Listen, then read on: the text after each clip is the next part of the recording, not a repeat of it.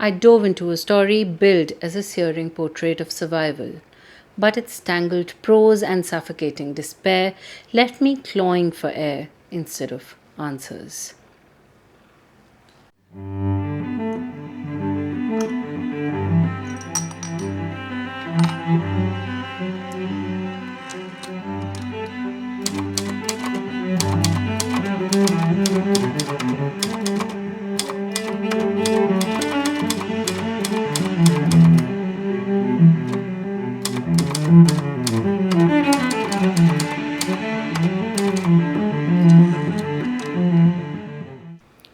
Hi, I'm Ridhima. Welcome to the Old Trunk. Today, I'll be talking about The Woman Who Walked Into Doors by Roddy Doyle. A novel that's been praised by some, but in my opinion, is a glaring example of what happens when a male author tries to write a woman's deeply personal story and completely misses the mark. Let's unpack why this book left me more exasperated than inspired. The Woman Who Walked Into Doors came out in 1996, written by Roddy Doyle, an Irish author who's best known for his Booker Prize winning novel Paddy Clark Ha Ha Ha and his Barrowtown trilogy, which includes The Commitments. Doyle's got a reputation for capturing working class Irish life with humor and grit, and I'll leave him props for that in his earlier works. His dialogue is punchy, his settings feel lived in, and he's got a knack for making you feel like you're eavesdropping on real conversations in a Dublin pub. But when I picked up The Woman Who Walked Into Doors, I was expecting something profound. Something that would gut punch me with its raw depiction of a woman's struggle. Instead, I got a book that felt like it was trying too hard to prove a point and ended up missing the emotional core completely. This book follows Paula Spencer, a working class woman in Dublin, navigating a life marked by domestic abuse and alcoholism. It's a heavy premise, and it's one that demands nuance, empathy, and a deep understanding of the emotional and psychological toll of such experiences.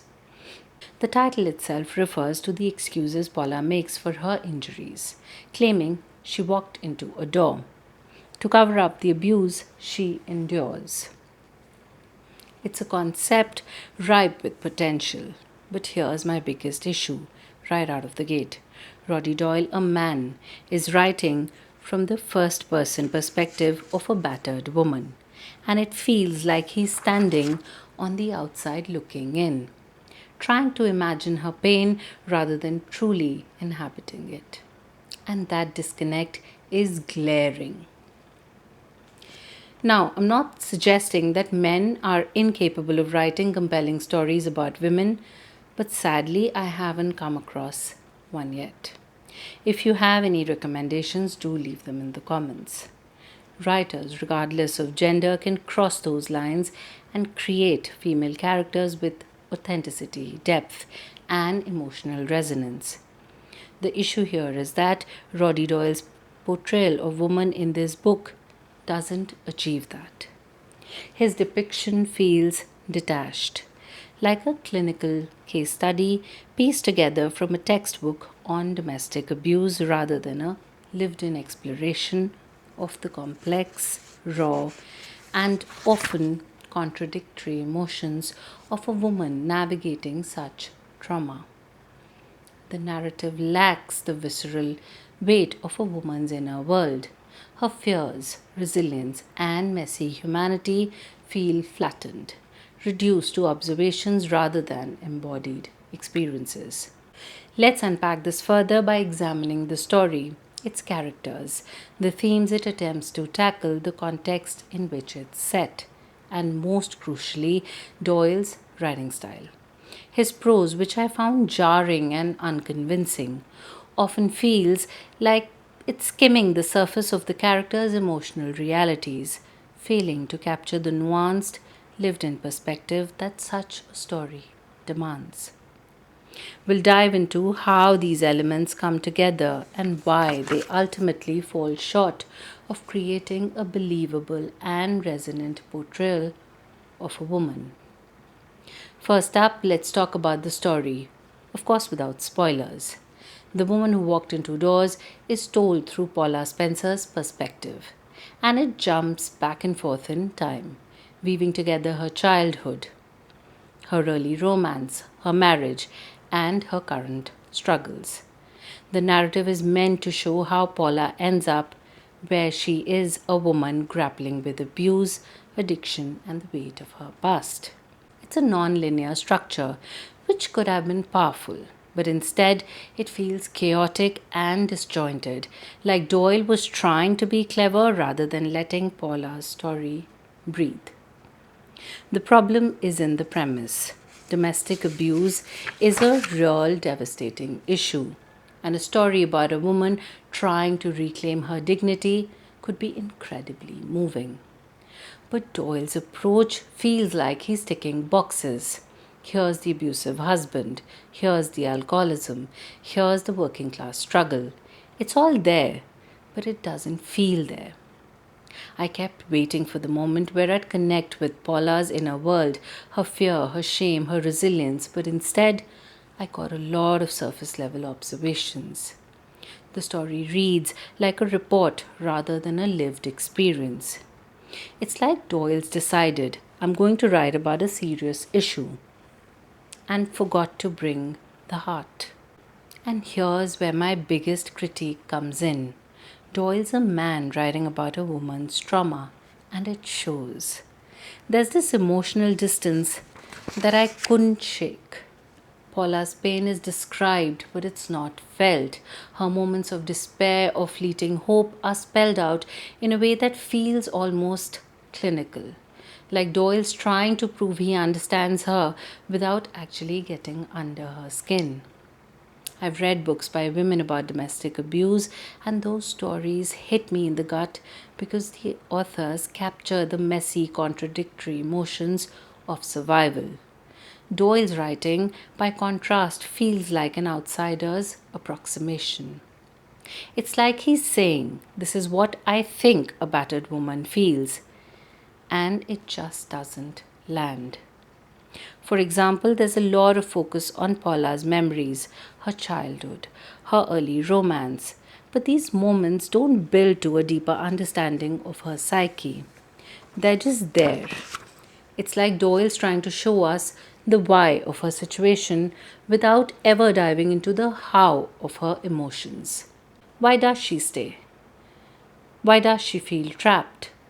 These are complex questions, but the answers we get are shallow, almost stereotypical. It's frustrating because this could have been a story that gave voice to so many women, but instead, it feels like a man's idea of what those women might say.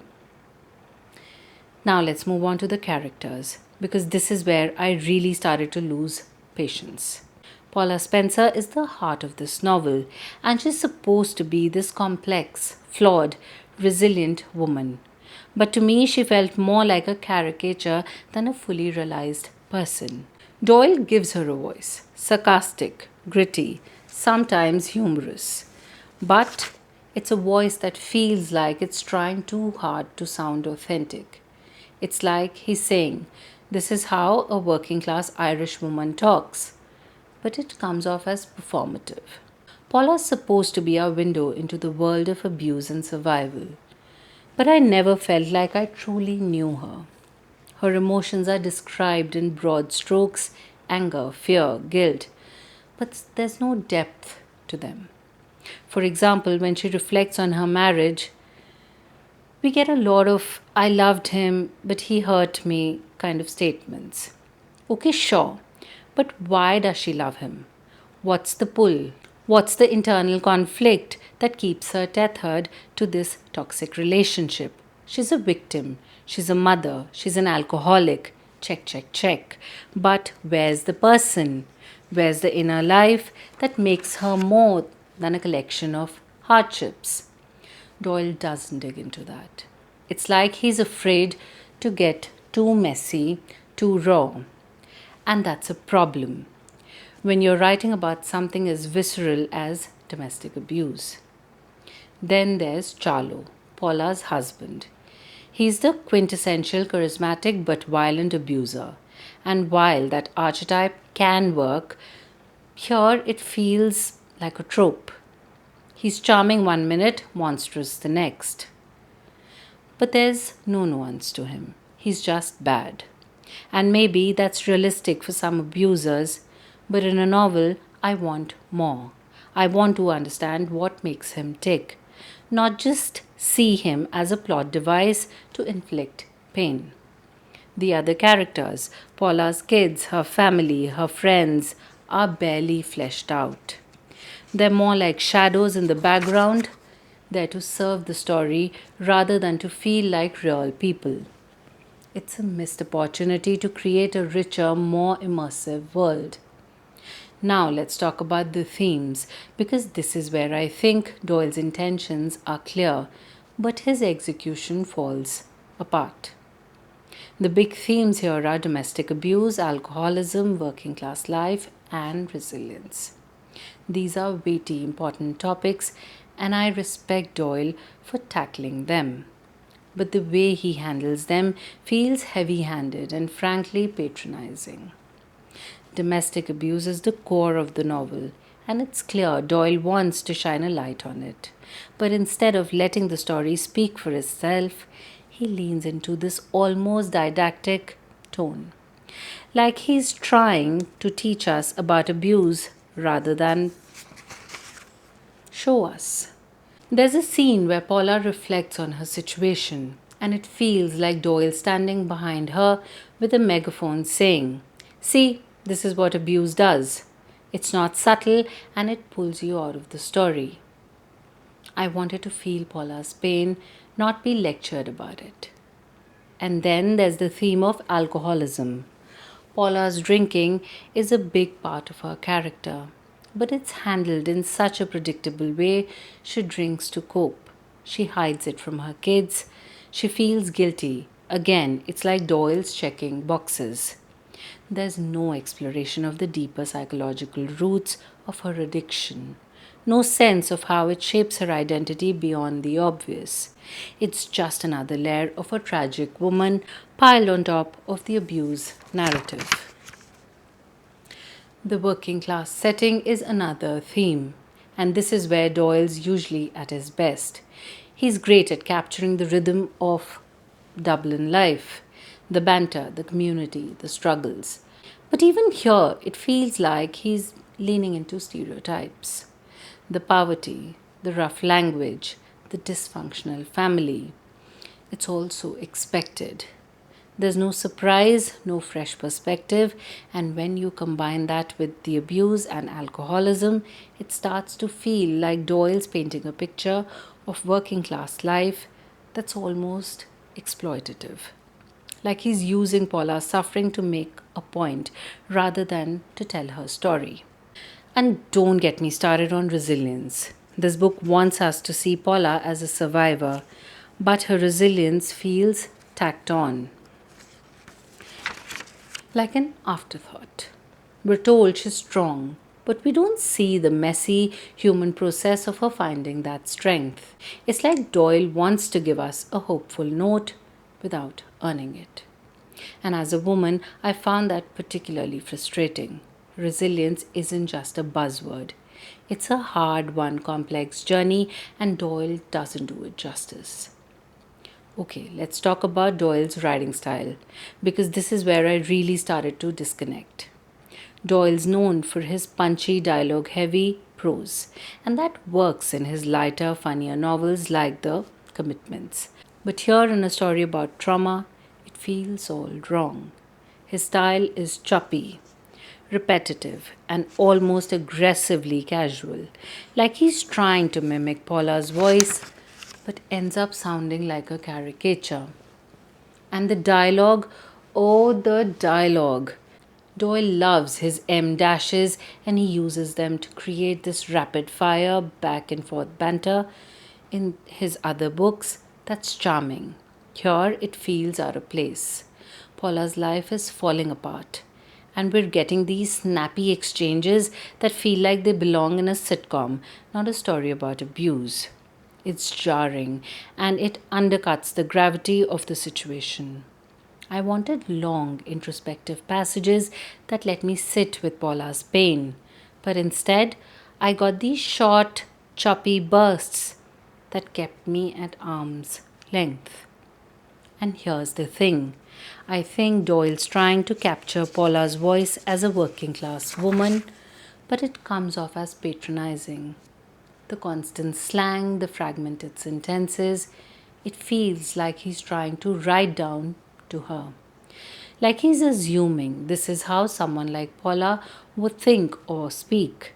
It's not authentic, it's performative. And for a book that's supposed to be about a woman's inner life, that's a fatal flaw. So let's wrap this up by talking about the bigger picture. Why this book is a perfect example of men writing women and missing the point.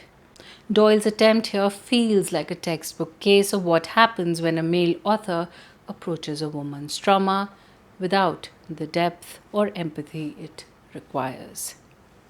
Paula's story is supposed to be about her reclaiming her dignity, but it feels like Doyle's more interested in the idea of her suffering than in her actual experience. Her emotions are flattened, her motivations are simplified, and her story feels like it's serving Doyle's agenda rather than standing on its own. And this matters because stories like Paula's are real. Domestic abuse isn't just a plot point, it's a lived reality for millions of women. When a man writes a story like this, he has a responsibility to get it right, to honor the complexity of those experiences. Doyle doesn't do that. He gives us a surface level tragedy that feels more like a literary stunt than a genuine exploration of a woman's life. So, my final verdict: The Woman Who Walked Into Doors is a book with good intentions but poor execution. It's a shallow take on a deep issue, written in a style that grates and with characters that never come to life. If you want a story about domestic abuse that truly resonates, look to women authors who've lived closer to these truths. This one, it's a miss. Let me know in the comments if you've read this book and what you thought. Did it work for you? Or did you feel as let down as I did? If you enjoyed this review, please give it a thumbs up. Subscribe to the channel if you haven't already, and press that bell icon so that you get notified whenever I upload a new video. I'll see you in the next one. Until then, stay happy. Thanks for watching. Lots of love. Bye-bye.